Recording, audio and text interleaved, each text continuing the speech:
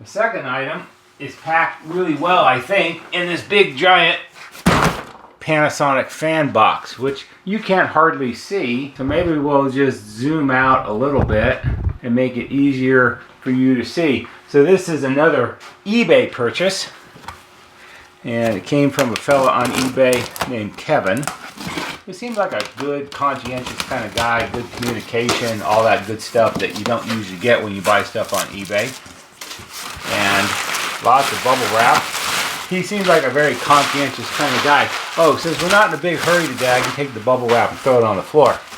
Looks like everything is wrapped up well and individually. Okay. So we'll take it all out first. Things falling out of the bubble wrap packages. And I think I know why that is. More and more and more. And then of course there's the main item. So a box goes over there on the floor. We'll start with this, because this is sort of the whole point.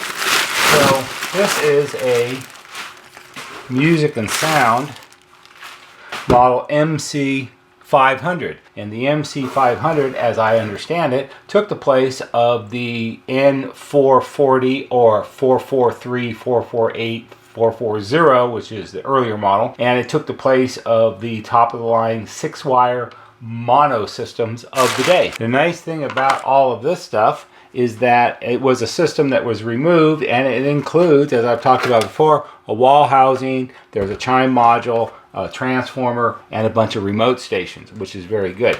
This is a very similar layout to the N440, which I did a repair video and an overview video on, and I'll put links to that up here so you can watch that. This is probably, I think this is from the mid-90s. And I suppose that we can open it up here real quick because it's only 2 screws. Of course, this is not a black and gold model, which is more of an 80s thing. This was all white when it was new. Unfortunately, some of it has yellow, so we have sort of a two-tone thing going on right now. But it may be a candidate to try re-whitening on.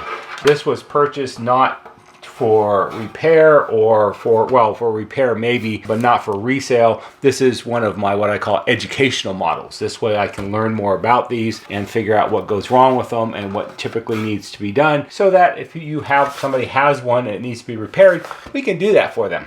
So here's a wall housing, which is always a good thing to have. I can use that to make a mock-up installation. And let's see if we have a date code on here. This was made in 1991. So it's a kind of similar layout, I think, to the N440. Probably a little more compact in its design. It looks like on this side, looks like power supply and probably amplifier. This side would be the radio tuner and what Music and Sound refers to as the computer board, which is what the keypad is connected to. And then you've got the audio intercom board here and the switchboard down here in the front of it, which is where all these controls are. It looks like a similar evolutionary design of the N440 that I repaired. Probably a little bit more of a modular design where this is a module and this is a module and these are boards and those kind of things. So it's a very good thing to have. I'm sure I will learn a lot from that to go along with it. We have the all-important terminal board, which the master station plugs into. It's got a bent pin there, but that's not a big deal. One of the nice things about these designs is that they use these big colored multi-wired connections, and on the terminal board you've got these pin sockets that everything plugs into. So you grab the white one and you plug it in here where it says white. Plugs in like that, easy, ready to go. And then these are all the terminals for all of the wires that come from the remote stations. This was also available in a stereo version, which I think is an MC500. And if it was a stereo version, it would have probably a different power supply, different amplifier, hence the modular design, because you want to make it an MC500. You just take this out and put a different one in when you manufacture it. And the terminal board has extra terminals here which have no connections soldered onto the board, because this would be for the second channel in an MC500. And in fact, if you look right here, it says MC500. So these are unpopulated spots. Up here we have master speakers MC500 only, because I believe an MC500 does not have a speaker cone built into the master station, because if it's stereo you would have to have two, and there isn't really enough room to do that. So they don't put a speaker in the master. This extra space would probably be used for the larger power supply amplifier module that would go here. Again, a clever design. And then you would have speakers that are connected to, there would be more knobs down here. The volume controls for the master station speakers, which would be connected to this unit, get connected here. So terminal board is always a good thing to have. It also includes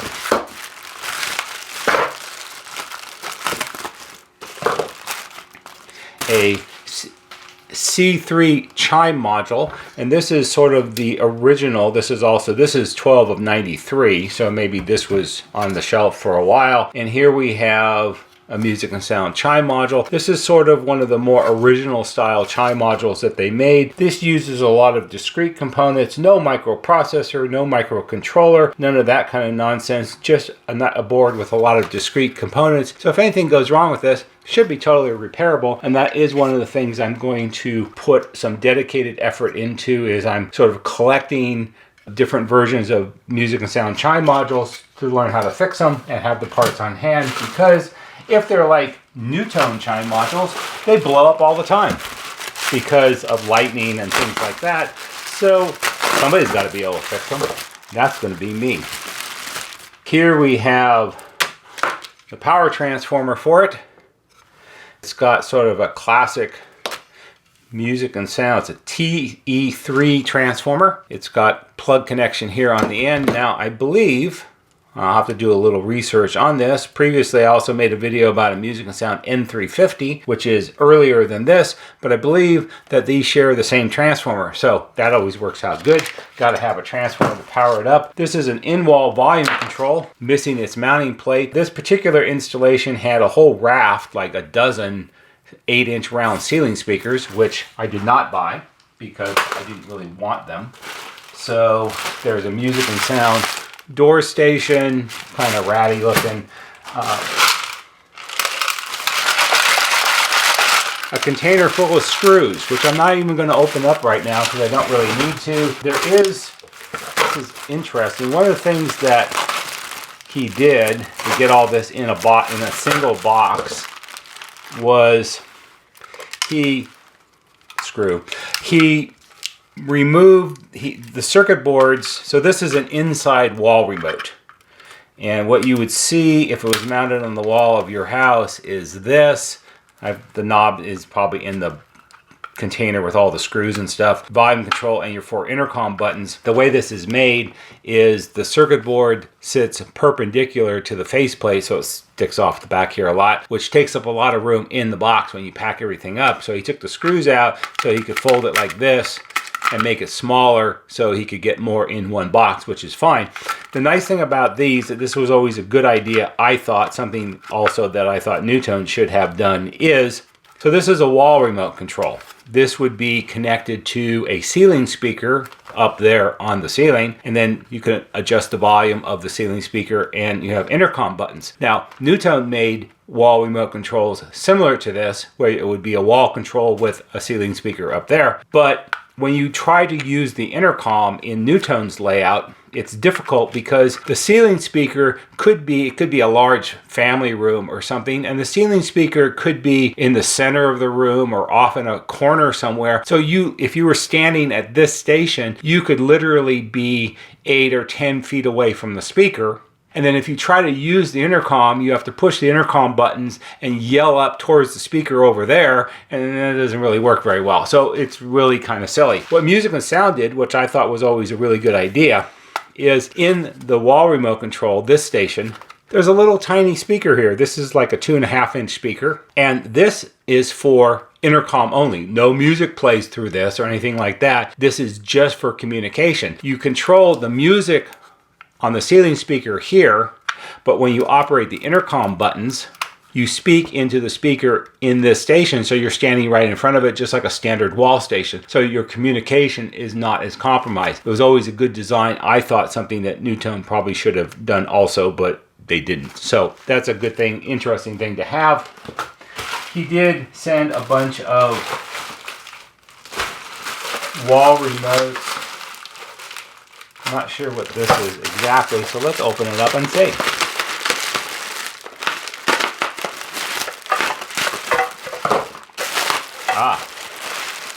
So this is the drop can that goes into the master station wall housing for the transformer, and this is a roughened box for the door speaker, which will probably come in handy somewhere along the line. And then there's a bunch of inside remote stations. This one's kind of ratty. Maybe this was mounted outside. This is similar to, well, he did the same thing. He disconnected the board so he could lay it flat so it would really sit like that. This is an inside remote. It's pretty dirty, so maybe this was mounted outside, or maybe that's the way they all are. I got the remotes along with the master because there's another one. If we're going to start working on these, you have to have remote stations. What we do is you take your transformer and you take your terminal board and a remote, you make a test setup. So when one of these comes in, it needs to be worked on, you have something that's quick and easy you can plug the master into to see what is and isn't working and how well it's working or not working. It's nice to have the spare parts also because sometimes people need things. Apparently, I would guess that these were mostly white. If you look at the back side of the grill, they're not a bright white, they're just sort of your average white, but they have the same problems that NuTone has where the buttons and the knobs and things discolor some. So there also will be testing to see how well the re-whitening works on these. If we take this off, you can maybe see here the part that's yellowed, and the part that was concealed where it was back inside the faceplate is still white, so you get a better idea of how much they have yellowed. But I would imagine that the re-whitening of these probably would work just as well. I've done a couple newer ones than this, and it seems to work out pretty well. So it's a big pile of stuff. I guess we'll have to open up the screws after all. He did a very nice job packaging everything. He was very concerned about everything getting here in one piece. Oh, all right. So I don't know what this is. This is some kind of big, massive toggle switch. It's got all kinds of contacts on the back. That's not a music and sound thing. I don't know what that's for exactly. Then there are a whole bunch of wall remote controls. There's the mounting plates. These are just standard single gang switch plates with a hole in the middle. So, but the volume controls on the back could come in handy because they're the same volume controls that are used on the remote speaker. So if you've got bad volume control somewhere, I've got some spares.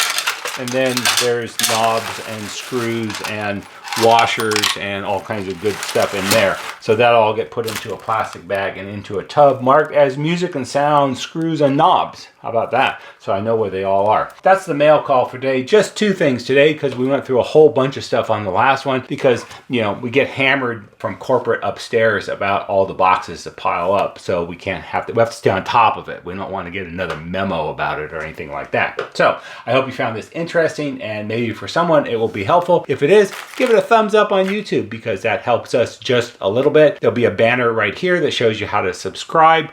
Go to our YouTube homepage, click on the bell, and when you click on the bell, click on it to receive all notifications, and every time we post a new video, you get a notification and you can watch it. That's all for today. See you on the next video.